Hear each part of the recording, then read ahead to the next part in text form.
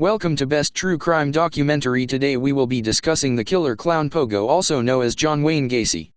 Before we get started, be warned that some language may be too much for some, so consider this your trigger warning. He was a serial killer who assaulted and murdered at least 33 young men and boys. Gacy regularly performed at children's hospitals and charitable events as Pogo the Clown. He was also active in his local community. John was a Democratic Party precinct captain. According to Gacy, he committed all of his murders inside his ranch house near Norridge, a village in Norwood Park Township, metropolitan Chicago, Illinois.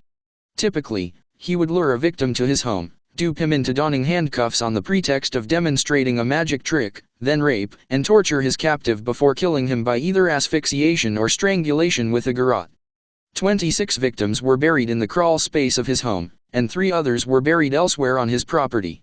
4 were discarded in the Des Plaines River. Gacy was convicted of the sodomy of a teenage boy in Waterloo, Iowa, in 1968 and was sentenced to 10 years imprisonment, but served 18 months. He murdered his first victim in 1972, had murdered twice more by the end of 1975, and murdered at least 30 subsequent victims after his divorce from his second wife in 1976. The investigation into the disappearance of Des Plaines teenager Robert Piest led to Gacy's arrest on December 21, 1978. His conviction for 33 murders, by one individual, then covered the most homicides in United States legal history. Gacy was sentenced to death on March 13, 1980. On death row at Menard Correctional Center, he spent much of his time painting. He was executed by lethal injection at Stateville Correctional Center on May 10, 1994. Wayne Gacy was born in Chicago on March 17, 1942, the second child and only son of John Stanley Gacy, June 20, 1900 to December 25, 1969, and Marian Elaine Robeson, May 4, 1908 to December 6, 1989. Gacy was close to his mother and 2 sisters, but endured a difficult relationship with his father, an alcoholic who was physically abusive to his wife and children. His father also belittled him, calling him dumb and stupid, and comparing him unfavorably with his sisters. One of Gacy's earliest memories was being beaten with a leather belt for accidentally disarranging car engine components his father had assembled. His mother tried to shield her son from his father's abuse, which only resulted in accusations that he was a sissy and a mama's boy who would probably grow up queer. Despite his mistreatment, Gacy still loved his father, but felt he was never good enough in his father's eyes. In 1949, Gacy's father was informed his son and another boy had been caught sexually fondling a young girl. His father whipped him with a razor strop as punishment. The same year, a family friend and contractor would sometimes molest Gacy in his truck. Gacy never told his father about this, afraid that his father would blame him. Gacy was an overweight and unathletic child. Because of a heart condition, he was told to avoid all sports at school. During the 4th grade, Gacy began to experience blackouts. He was hospitalized on occasion because of these episodes and also, in 1957, for a burst appendix. Gacy later estimated that between the ages of 14 and 18, he had spent almost a year in hospital and attributed the decline of his grades to missing school. His father suspected these episodes were an effort to gain sympathy and attention and openly accused his son of faking the condition as Gacy lay in a hospital bed. Although his mother, sisters, and few close friends never doubted his illness, Gacy's medical condition was never conclusively diagnosed. One of Gacy's friends in high school recalled several instances when his father ridiculed or beat his son without provocation. On one occasion in 1957, he witnessed Gacy's father emerging drunk from the family basement to begin belittling, then assaulting his son for no apparent reason. Gacy's mother attempted to intervene as her son simply put up his hands to defend himself. According to the friend, Gacy never struck his father back during these altercations. Career origins. In 1960, at 18, Gacy became involved in politics, working as an assistant precinct captain for a Democratic Party candidate in his neighborhood.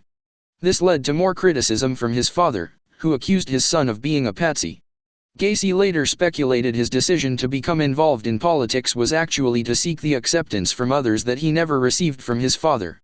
The same year Gacy's political involvement began, his father bought him a car. He kept the vehicle's title in his own name until Gacy had finished paying for it. These monthly payments took several years for him to complete. His father would confiscate the keys to the vehicle if Gacy did not do as he said. In 1962, Gacy purchased an extra set of keys after his father confiscated the original set. In response, his father removed the distributor cap, keeping the component for 3 days. Gacy recalled he felt totally sick and drained after this incident. Las Vegas. Hours after his father replaced the distributor cap, Gacy left home and drove to Las Vegas, Nevada. He found work within the ambulance service before he was transferred to work as an attendant at Palm Mortuary. As a mortuary attendant, Gacy slept on a cot behind the embalming room. He worked there for 3 months, observing morticians embalming dead bodies.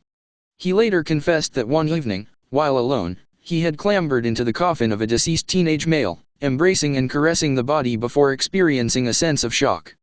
This prompted Gacy to call his mother the next day and ask whether his father would allow him to return home. His father agreed, and the same day he drove back to Chicago. Springfield. On returning home, Gacy enrolled at Northwestern Business College, despite having failed to graduate from high school. He graduated in 1963 and took a management trainee position with the Nunn-Bush Shoe Company. In 1964, the shoe company transferred him to Springfield, Illinois, to work as a salesman, and eventually promoted him to manager of his department. In March of that year, he became engaged to Marlon Myers, a co-worker. During their courtship, Gacy joined the local Jaycees and worked tirelessly for them, being named key man in April 1964. That same year, he had his second homosexual experience. According to Gacy, after one of his colleagues in the Springfield Jaycees plied him with drinks and invited him to spend the evening on his sofa, he agreed. The colleague then performed oral sex on him while he was drunk. By 1965, Gacy had risen to the position of vice president of the Springfield Jaycees. The same year, he was named the third most outstanding Jaycee in the state of Illinois. After a 6-month courtship, Gacy and Myers married in September 1964. Marlon's father subsequently purchased 3 Kentucky Fried Chicken, KFC, restaurants in Waterloo, Iowa. The couple moved there so he could manage the restaurants, with the understanding that they would move into Marlon's parents' former home, which had been vacated for the couple. The offer was lucrative. Gacy would receive $15,000 per year, the equivalent of about $123,900 as of 2021, plus a share of the restaurant's profits. Following the obligatory completion of a management course, Gacy relocated to Waterloo with his wife.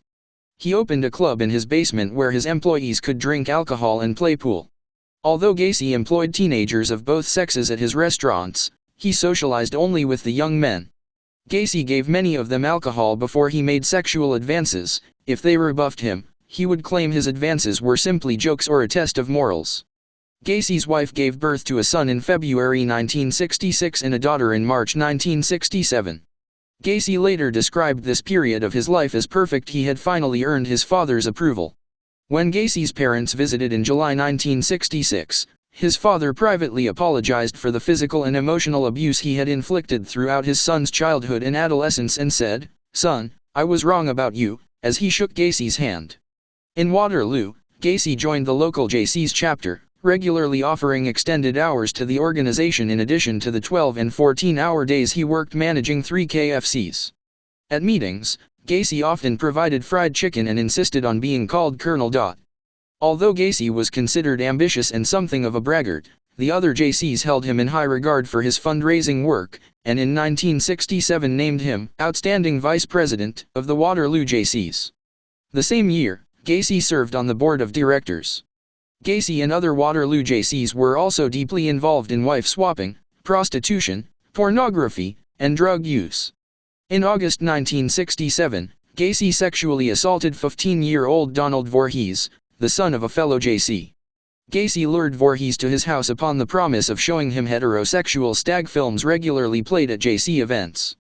Gacy plied Voorhees with alcohol, allowed him to watch a stag movie, then persuaded him to engage in mutual oral sex, adding, "You have to have sex with a man before you start having sex with women."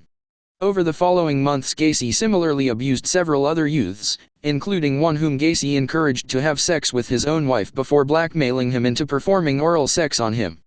Gacy tricked several teenagers into believing he was commissioned to conduct homosexual experiments in the interests of scientific research, and paid them up to $50 each. In March 1968, Voorhees reported to his father that Gacy had sexually assaulted him. Voorhees Sr. immediately informed the police, who arrested Gacy and subsequently charged him with performing oral sodomy on Voorhees and the attempted assault of 16-year-old Edward Lynch. Gacy vehemently denied the charges and demanded to take a polygraph test. The results indicated Gacy was nervous when he denied any wrongdoing in relation to both young men. Gacy publicly denied any wrongdoing and insisted the charges against him were politically motivated. Voorhees Sr. had opposed Gacy's nomination for appointment as president of the Iowa Jaycees. Several fellow Jaycees found Gacy's story credible and rallied to his support. However, on May 10, 1968, Gacy was indicted on the sodomy charge. On August 30, 1968, Gacy persuaded one of his employees, 18-year-old Russell Schroeder, to physically assault Voorhees in an effort to discourage the boy from testifying. Gacy promised to pay Schroeder $300. Schroeder agreed, and in early September lured Voorhees to an isolated country park, sprayed mace in his eyes, then beat him. Voorhees escaped and reported the assault to police, identifying Schroeder as his attacker. They arrested him the following day. While initially denying any involvement, he soon confessed to assaulting Voorhees, indicating he had done so at Gacy's request. Police arrested Gacy and laid an additional charge of hiring Schroeder to assault and intimidate Voorhees against him. On September 12, Gacy was ordered to undergo a psychiatric evaluation at the Psychiatric Hospital of the University of Iowa. 2 doctors examined him over a period of 17 days before concluding he had an antisocial personality disorder. The clinical term for sociopathy and/or psychopathy was unlikely to benefit from any therapy or medical treatment, and that his behavior pattern was likely to bring him into repeated conflict with society. The doctors concluded he was mentally competent to stand trial. On November 7, 1968, Gacy pleaded guilty to 1 count of sodomy in relation to Voorhees, but not guilty to the charges related to other youths. Gacy claimed Voorhees had offered himself to him and that he had acted out of curiosity. His story was not believed. Gacy was convicted of sodomy on December 3 and sentenced to 10 years imprisonment, to be served at the Anamosa State Penitentiary. That same day, his wife petitioned for divorce, requesting she be awarded the couple's home and property, sole custody of their 2 children, and alimony. The court ruled in her favor, and the divorce was finalized on September 18, 1969. Gacy never saw his first wife or children again. During his incarceration in the Anamosa State Penitentiary, Gacy rapidly acquired a reputation as a model prisoner. Within months of his arrival, he had risen to the position of head cook. He also joined the inmate Jaycee chapter and increased its membership from 50 to 650 men in less than 18 months. He is known to have secured an increase in the inmates' daily pay in the prison mess hall and to have supervised several projects to improve conditions for inmates in the prison. Gacy once oversaw the installation of a miniature golf course in the prison recreation yard. In June 1969, Gacy was denied parole. To prepare for a second scheduled parole hearing in May 1970, Gacy completed 16 high school courses, for which he obtained his diploma in November 1969. On Christmas Day 1969, Gacy's father died from cirrhosis of the liver. When told the news, Gacy collapsed to the floor sobbing. His request for supervised compassionate leave to attend the funeral was denied. Gacy was granted parole with 12 months probation on June 18, 1970, after having served 18 months of his 10-year sentence. Conditions of his probation included that Gacy relocate to Chicago to live with his mother, and that he must observe a 10 p.m. curfew. On his release, Gacy told friend and fellow Jaycee Clarence Lane, who picked him up from the prison and had remained steadfast in his belief of Gacy's innocence, that he would never go back to jail and that he intended to re-establish himself in Waterloo. However, within 24 hours of his release, Gacy had relocated to Chicago. He arrived there on June 19 and shortly thereafter obtained a job as a short-order cook in a restaurant. On February 12, 1971, Gacy was charged with sexually assaulting a teenage boy who claimed that he had lured him into his car at Chicago's Greyhound bus terminal and driven him to his home, where he had attempted to force the boy into sex. The court dismissed this complaint when the boy failed to appear. On June 22, Gacy was arrested and charged with aggravated sexual battery and reckless conduct. The arrest was in response to a complaint filed by a youth who claimed that Gacy had flashed a sheriff's badge, lured him into his car, and forced him to perform oral sex. These charges were dropped after the complainant attempted to blackmail Gacy. The Iowa Board of Parole did not learn of these incidents, and 8 months later, in October 1971, Gacy's parole ended. The following month, records of Gacy's previous criminal convictions were sealed.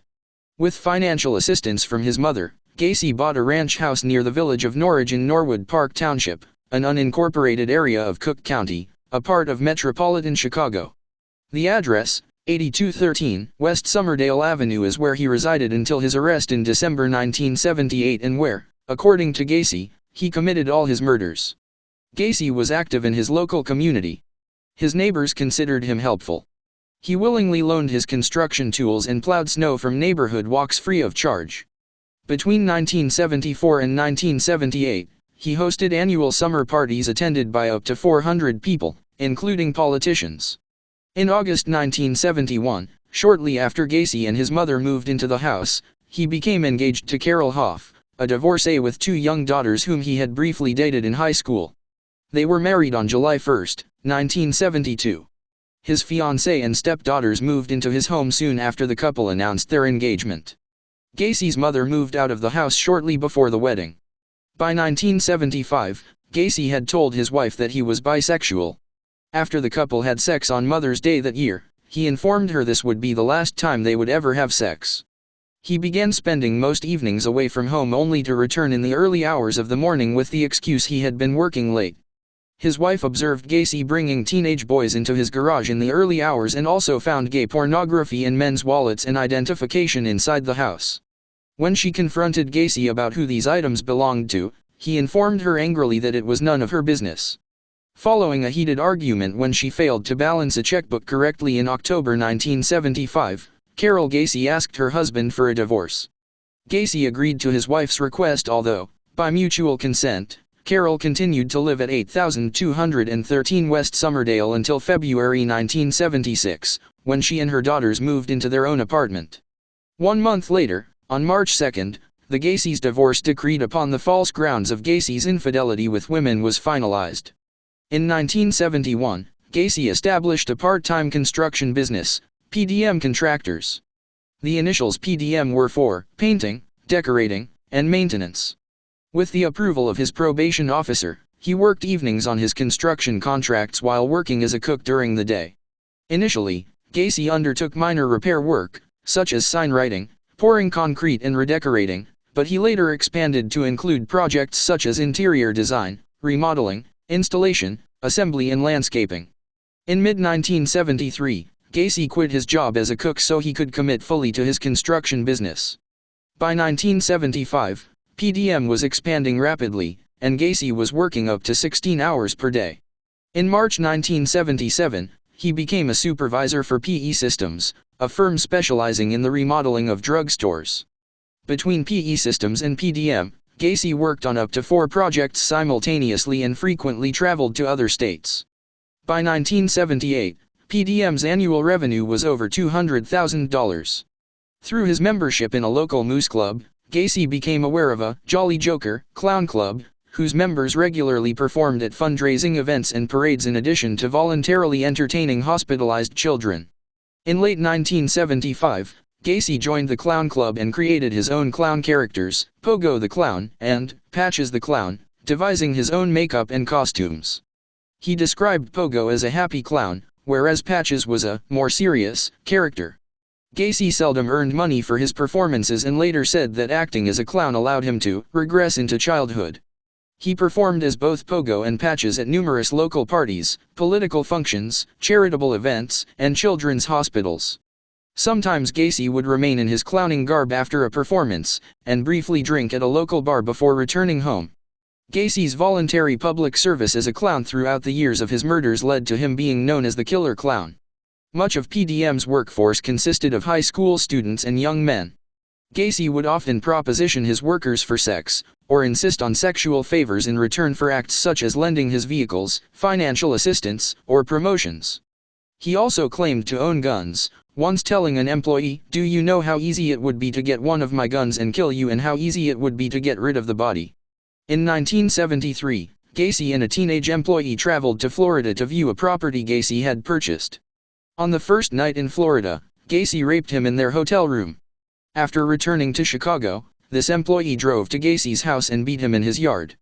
Gacy told his wife he had been attacked for refusing to pay him for poor quality painting work.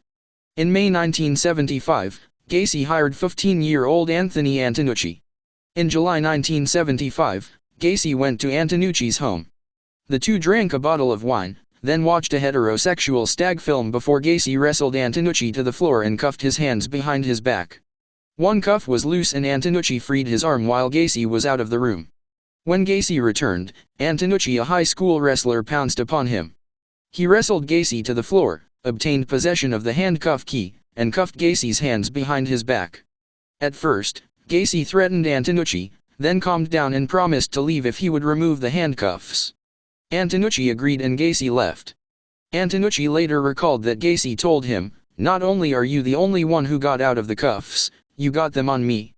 On July 26, 1976, Gacy picked up 18-year-old David Cram as he hitchhiked on Elston Avenue. Gacy offered him a job with PDM, and he began work the same evening. On August 21, Cram moved into his house. The next day, he and Gacy had several drinks to celebrate his 19th birthday, with Gacy dressed as Pogo. Gacy conned Cram into donning handcuffs, his wrists cuffed in front of his body rather than behind. Gacy swung Cram around while holding the chain linking the cuffs, then said he intended to rape him.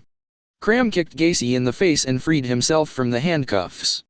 A month later, Gacy appeared at Cram's bedroom door intending to rape him, saying, "Dave, you really don't know who I am. Maybe it would be good if you give me what I want."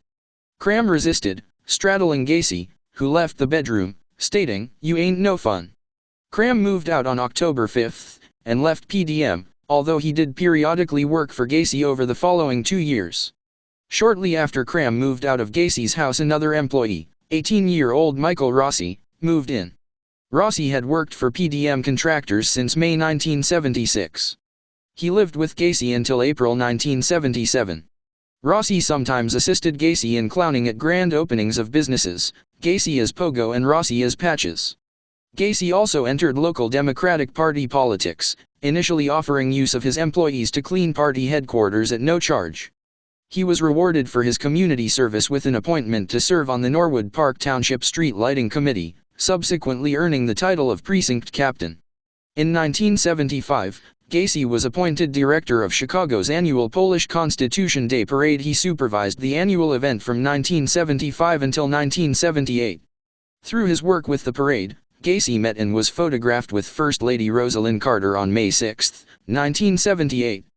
The event later became an embarrassment to the United States Secret Service. In the pictures, Gacy is wearing an S-pin, indicating a person given special clearance.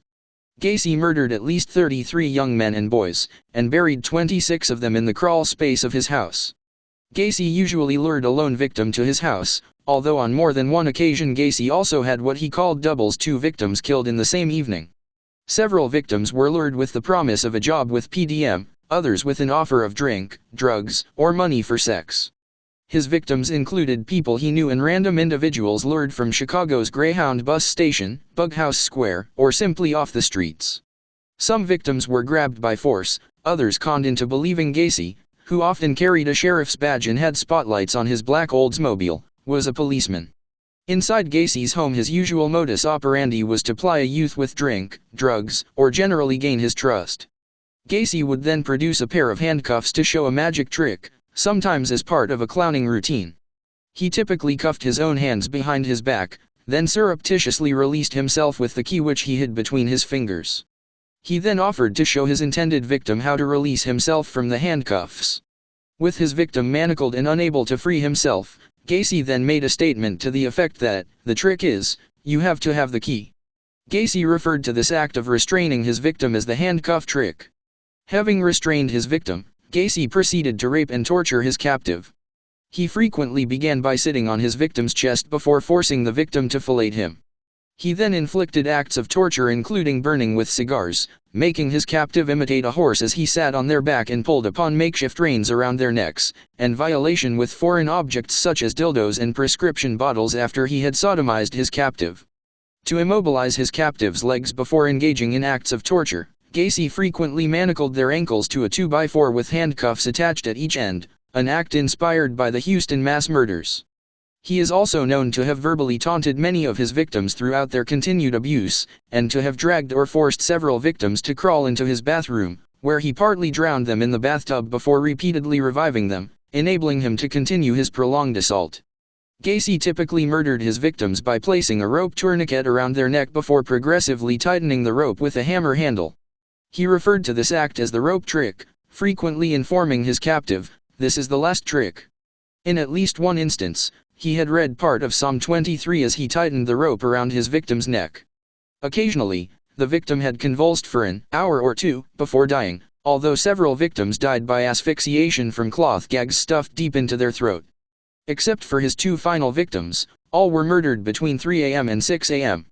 After death, Gacy usually stored the victims' bodies under his bed for up to 24 hours before burying his victim in the crawl space, where he periodically poured quicklime to hasten the decomposition of his victims.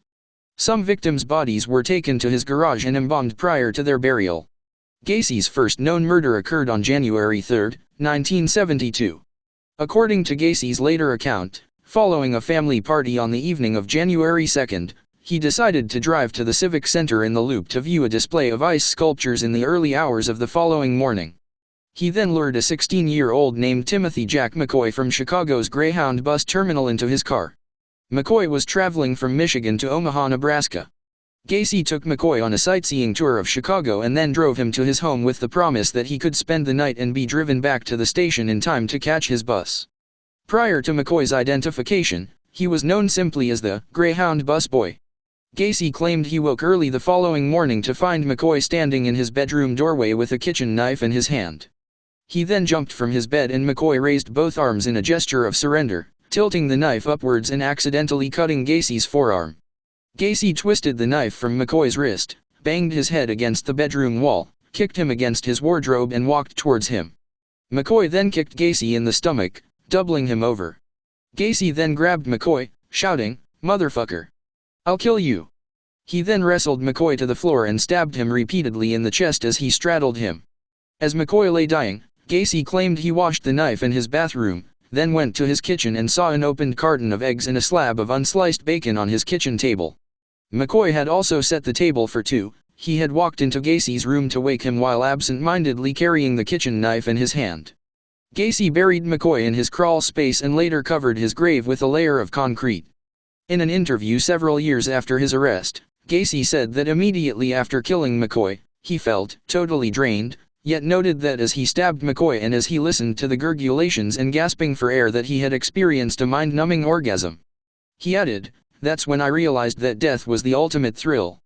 Gacy said the second time he committed murder was around January 1974.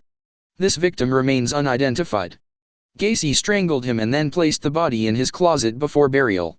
He later stated that bodily fluids leaked from the victim's mouth and nose, staining his carpet. As a result, Gacy regularly stuffed cloth rags, the victim's own underwear, or a sock into the mouths of subsequent victims to prevent this leakage from recurring.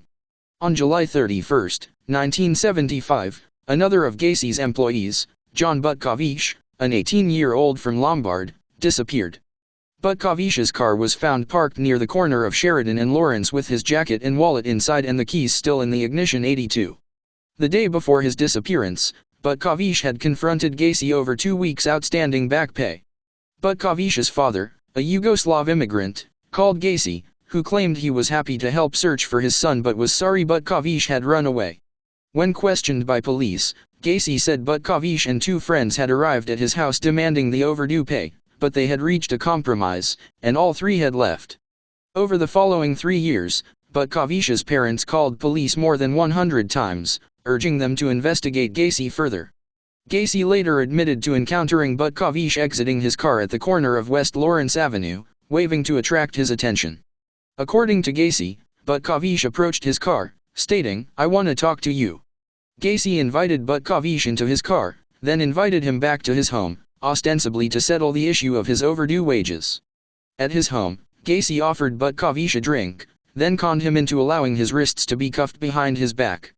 Gacy later confessed to having sat on the kid's chest for a while before he strangled him. He stowed Butkovich's body in his garage, intending to bury the body later in the crawl space.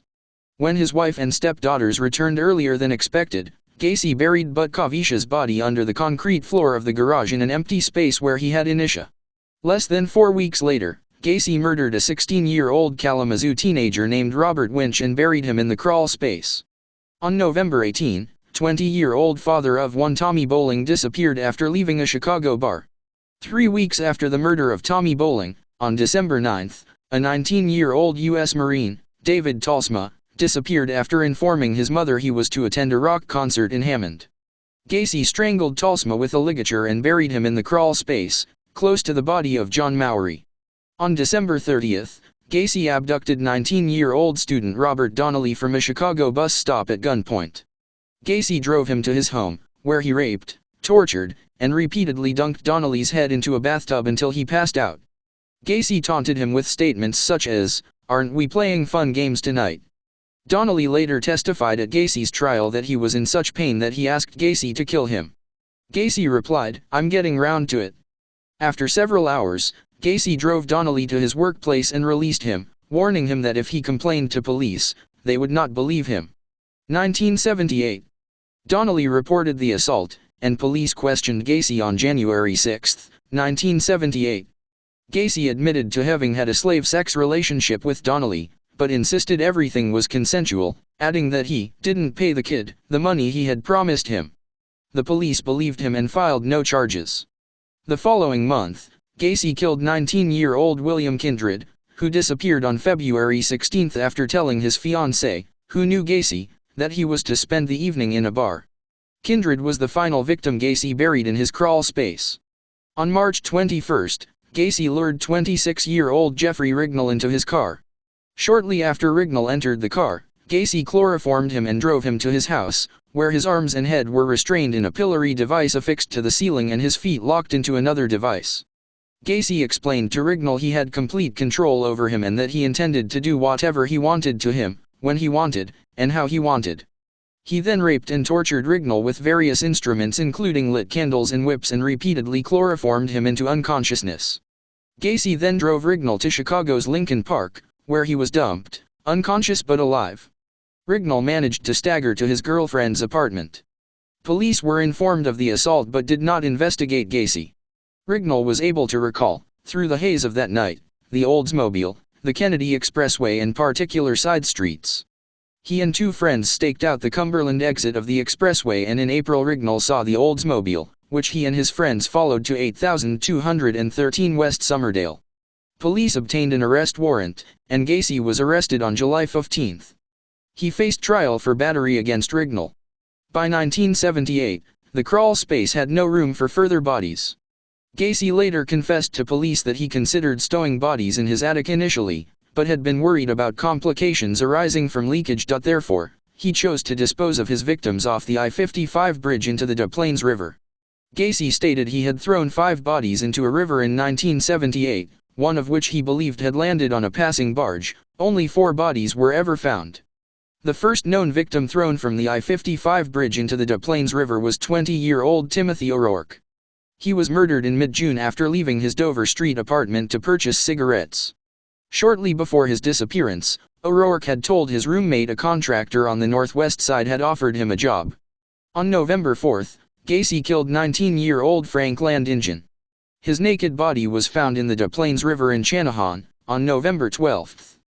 On November 24, a 20-year-old Elmwood Park resident, James Mazzara, disappeared after sharing Thanksgiving dinner with his family.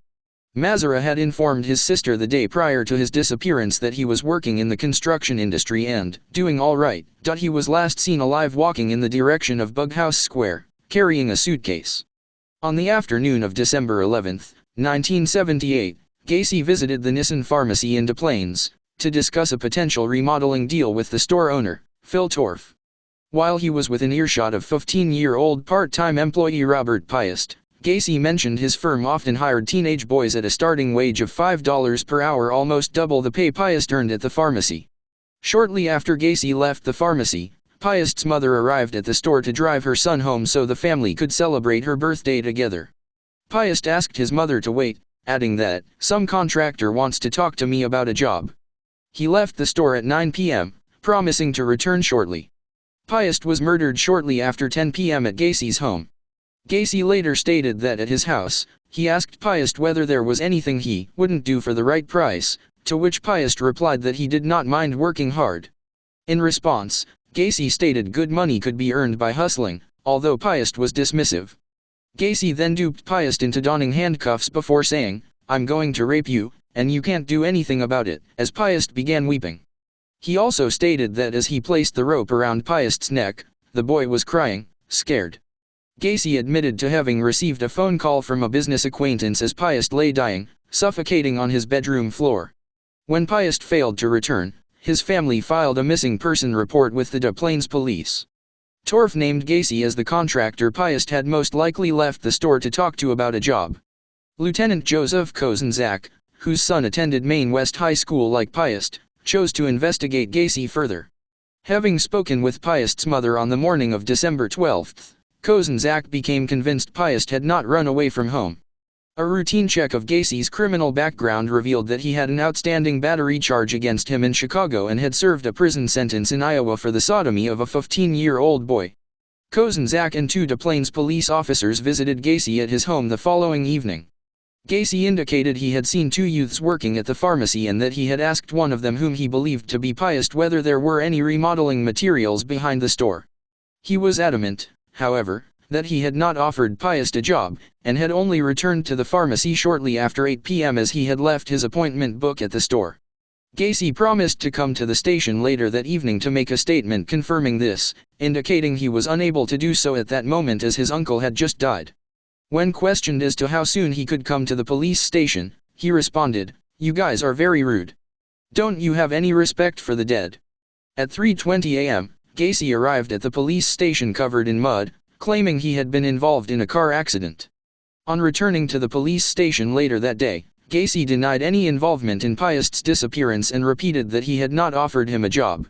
When asked why he had returned to the pharmacy, Gacy reiterated that he had done so in response to a phone call from Torf informing him he had left his appointment book at the store. Detectives had already spoken with Torf, who denied calling Gacy. At the request of detectives, Gacy prepared a written statement detailing his movements on December 11. First search warrant.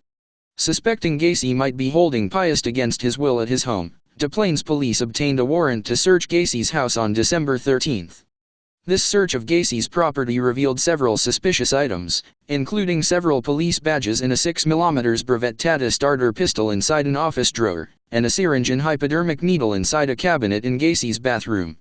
Investigators also found handcuffs, books on homosexuality and pederasty, 7 pornographic films, capsules of amyl nitrite, and an 18-in, 46cm, dildo in Gacy's bedroom.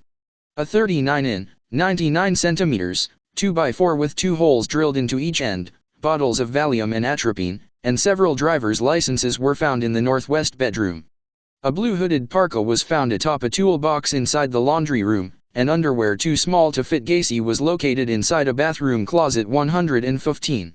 In the northwest bedroom, investigators found a class of 1975 Maine West High School ring engraved with the initials JAS. Investigators also recovered a Nissan Pharmacy photo receipt from a trash can, alongside a 36-in, 91cm, section of nylon rope.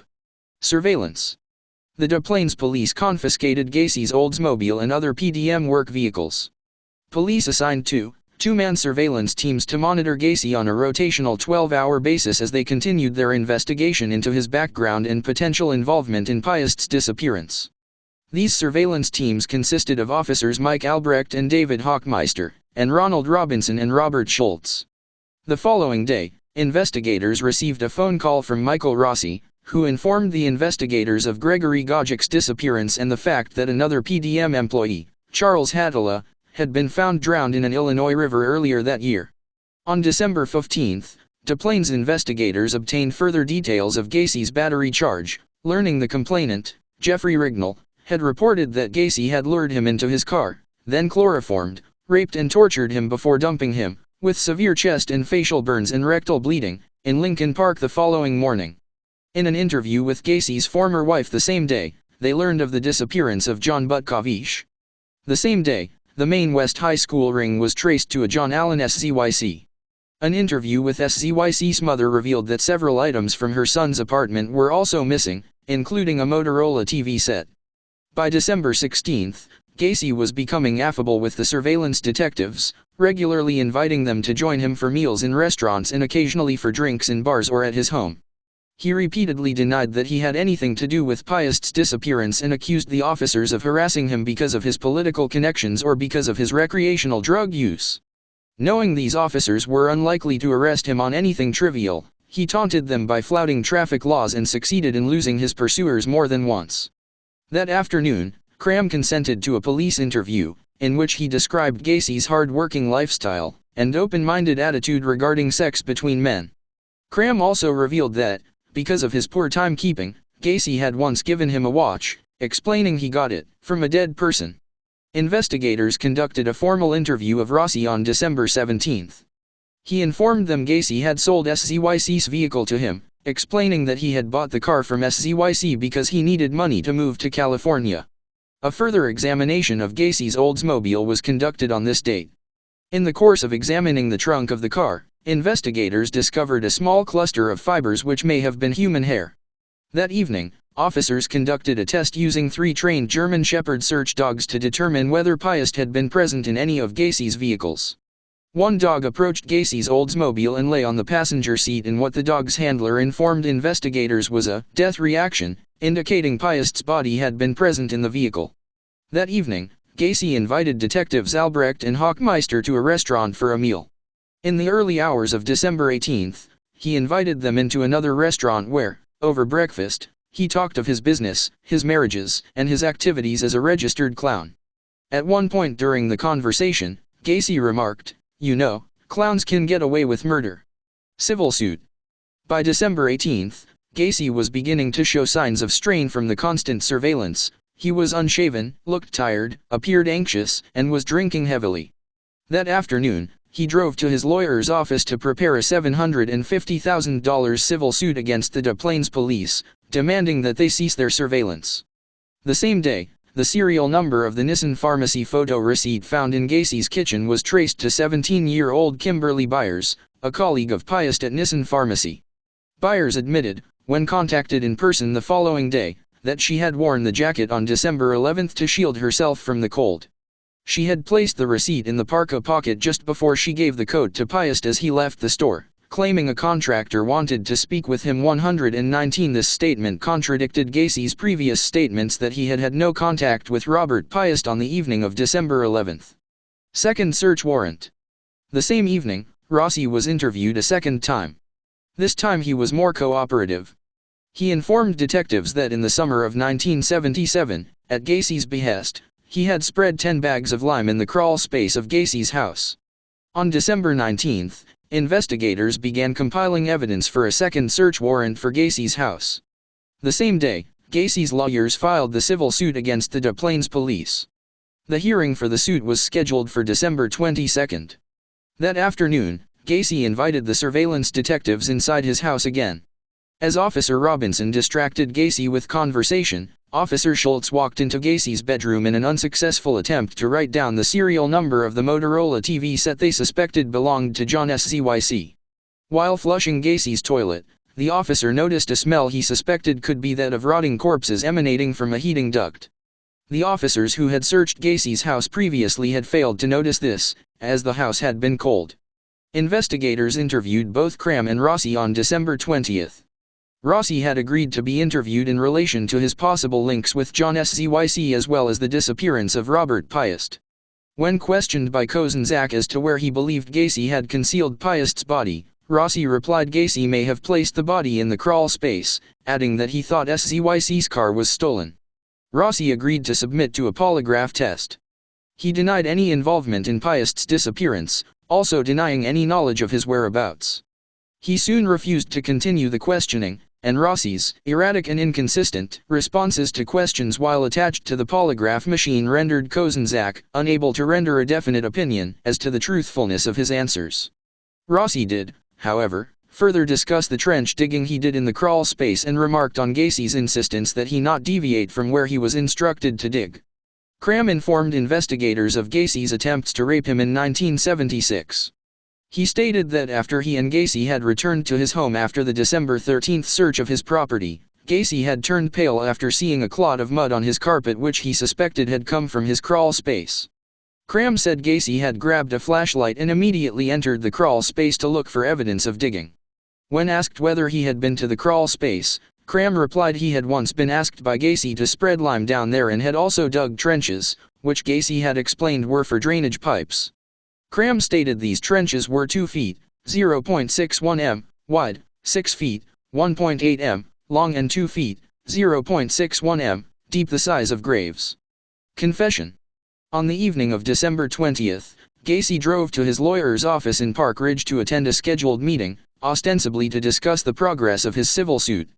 On his arrival, Gacy appeared disheveled and immediately asked for an alcoholic drink, whereupon Sam Amiranti fetched a bottle of whiskey from his car.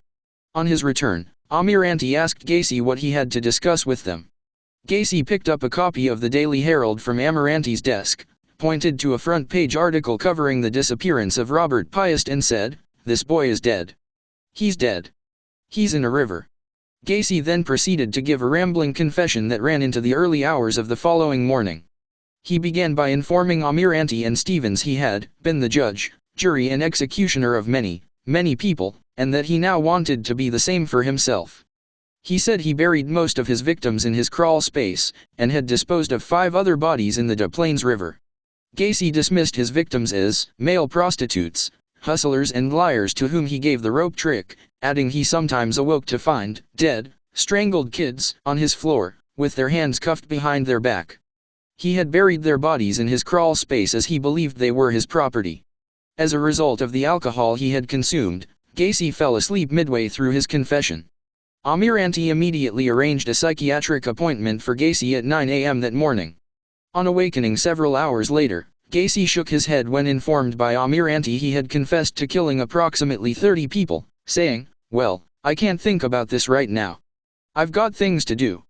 Ignoring his lawyer's advice regarding his scheduled appointment, Gacy left their office to attend to the needs of his business.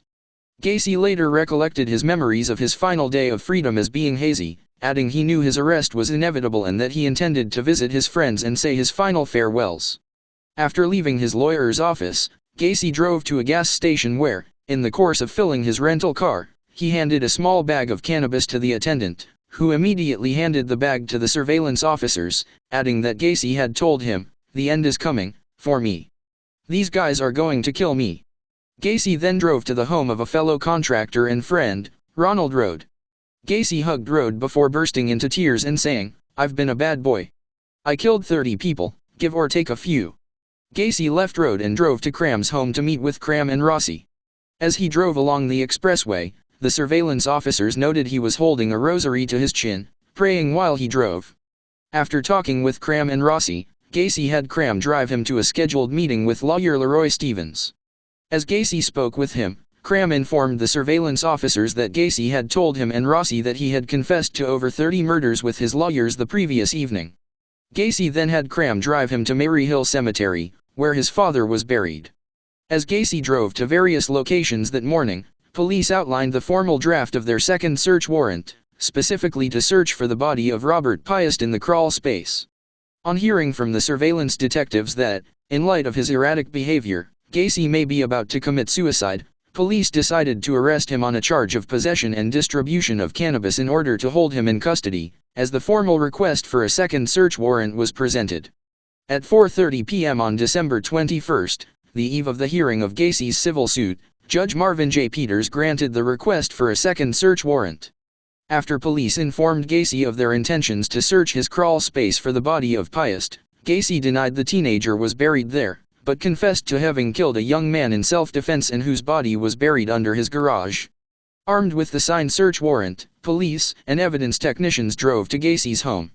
On their arrival, officers found Gacy had unplugged his sump pump, flooding the crawl space with water. To clear it, they simply replaced the plug and waited for the water to drain.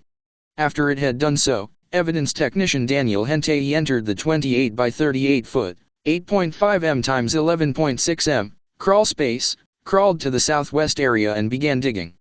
Within minutes, He had uncovered putrefied flesh and a human arm bone.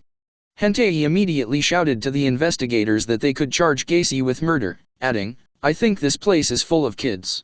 A police photographer then dug in the northeast corner of the crawl space, uncovering a patella. The two then began digging in the southeast corner, uncovering 2 lower leg bones. The victims were too decomposed to be pieced. As the body discovered in the northeast corner was later unearthed, a crime scene technician discovered the skull of a second victim alongside this body. Later excavations of the feet of this second victim revealed a further skull beneath the body. Because of this, technicians returned to the trench where the first body was unearthed, discovering the rib cage of a fourth victim within the crawl space, confirming the scale of the murders. Arrest. After being informed that the police had found human remains in his crawl space and that he would now face murder charges, Gacy told officers he wanted to clear the air, adding he had known his arrest was inevitable since the previous evening, which he had spent on the couch in his lawyer's office.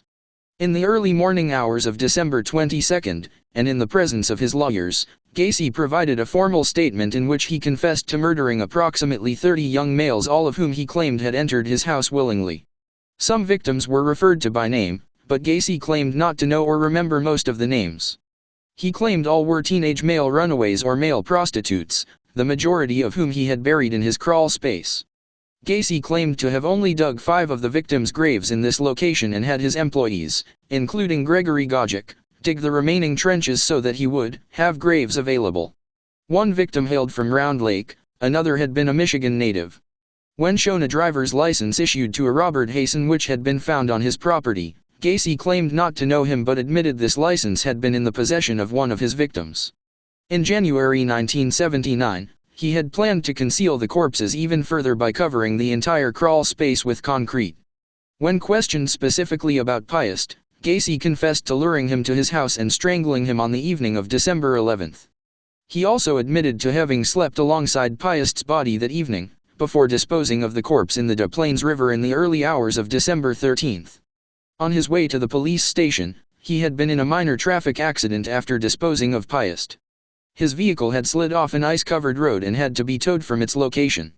Accompanied by police, his lawyers, and his older sister, Gacy was driven to the I-55 bridge on December 23 to pinpoint the precise spot where he confessed to having thrown the body of Robert Piest and 4 other victims into the Des Plaines River. Gacy was then taken to his house and instructed to mark his garage floor with orange spray paint to show where he had buried the individual he had supposedly killed in self-defense, whom he named as John Butkovic. To assist officers in their search for the victims buried beneath his house, during his confession, Gacy drew a rough diagram of his basement on a phone message sheet to indicate where their bodies were buried. 26 bodies were unearthed from Gacy's crawl space over the next week, 3 more were also unearthed elsewhere on his property. Cook County Medical Examiner Robert Stein supervised the exhumations. Each victim unearthed from the crawl space was placed in a body bag, which was placed near the front door awaiting transportation to the mortuary. The crawl space was marked in sections and each body was given an identifying number. The first body recovered from the crawl space was assigned a marker denoting the victim as Body 1. Gacy had buried this victim in the northeast section of the crawl space directly beneath the room he used as his office. No cause of death could be determined. The body of John Butkovic was labeled as Body 2. On December 23, investigators returned to unearth the 3 corpses which had been buried in the same trench as Body 1. Body 3 was buried in the crawl space directly above Body 4. Alongside them, Body 5 was buried directly beneath Body 1. The search for victims was postponed temporarily over Christmas. 4 more bodies were unearthed on December 26. Bodies number 6 and 7 were buried in the same grave. Body 7 was found in a fetal position. A cloth gag was found in the mouth, leading investigators to conclude this victim most likely died of asphyxiation. Body 8 was found with the tourniquet used to strangle him still knotted around his neck. Body 9 was found beneath a layer of concrete and was found to have several stab wounds to the ribs and sternum, suggesting he was Gacy's first victim.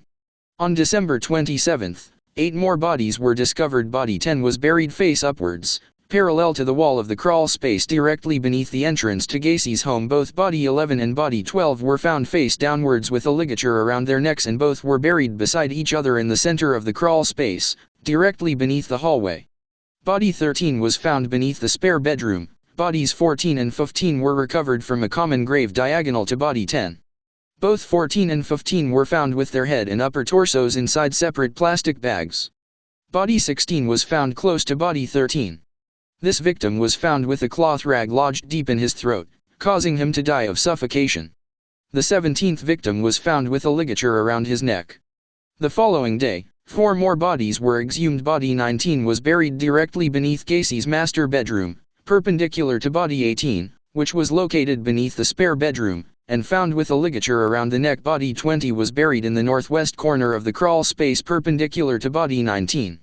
By December 29, 6 more bodies were unearthed. Bodies 22, 23, 24, and 26 were buried in a common grave located beneath Gacy's kitchen and laundry room, with body 25 located beneath Gacy's bathroom. Body 22 was found directly beneath Gacy's kitchen with a section of cloth-like material lodged in his throat. 2 socks were recovered from the pelvic region. This victim was buried directly beneath body 21, recovered the previous day. The bones of victims 23 and 24 were commingled together, and a section of cloth was found inside the mouth of bodies 24 and 26. Body 25 was found beneath Gacy's bathroom with a section of cloth lodged in the throat. The final victim recovered from the crawl space was also found beneath the bathroom, buried 10 inches below the surface of the soil. This victim was found to have a section of cloth lodged deep in his throat. Operations were suspended due to the Chicago blizzard of 1979, but resumed in March despite Gacy's insistence that all the buried victims had been found on March 9. Body 28 was found wrapped within several plastic bags and buried beneath the patio approximately 15 feet, 4.6 m, from the barbecue pit in Gacy's backyard on March 16. Body 29 was found beneath the dining room floor. All the victims discovered at 8213 W. Summerdale were in an advanced state of decomposition. Dental records and X-ray charts helped Stein identify the remains. 23 victims were identified via dental records, with 2 further victims identified via skeletal trauma. These identifications were also supported with personal artifacts found in Gacy's home. The head and upper torso of several bodies unearthed beneath Gacy's property had been placed into plastic bags. Several were also found with a rope still around their necks. In some cases, bodies were found with foreign objects such as prescription bottles lodged into their pelvic region, the position of which indicated the items had been thrust into the victim's anus. Stein concluded 12 victims recovered from Gacy's property died not of strangulation, but of asphyxiation. Gacy's vacant house was demolished in April 1979. The victim found 6 miles, 9.7 kilometers, downstream from the I-55 bridge on June 30 was not connected initially to Gacy. In January 1979, this victim was identified using fingerprint records and a distinctive tattoo on his left biceps reading Tim Lee, an homage to Bruce Lee, as Timothy O'Rourke. An autopsy was unable to rule out strangulation as the cause of death. This victim was numbered 31. Following Gacy's arrest, investigators discovered he was a further victim. Frank Landingen's cause of death was certified at autopsy as suffocation through his own underwear being lodged down his throat, plugging his airway and effectively causing him to drown in his own vomit. He was assigned victim number 32. On December 28, 1 further body linked to Gacy was found 1 mile, 1.6 kilometers, from the I-55 bridge. This victim was identified as James Mazara, whom Gacy confessed to having murdered shortly after Thanksgiving. Mazara had been strangled with a ligature. On April 9, 1979, a decomposed body was discovered entangled in exposed roots on the edge of the Des Plaines River in Grundy County. The body was identified using dental records as being that of Robert Piest. A subsequent autopsy revealed that 3 wads of paper-like material had been shoved down his throat while he was still alive, causing him to suffocate. Gacy was brought to trial on February 6, 1980, charged with 33 murders. He was tried in Cook County, Illinois, before Judge Louis Garripo. The jury was selected from Rockford, because of significant press coverage in Cook County. At the request of his defense counsel, Gacy spent over 300 hours with doctors at the Menard C.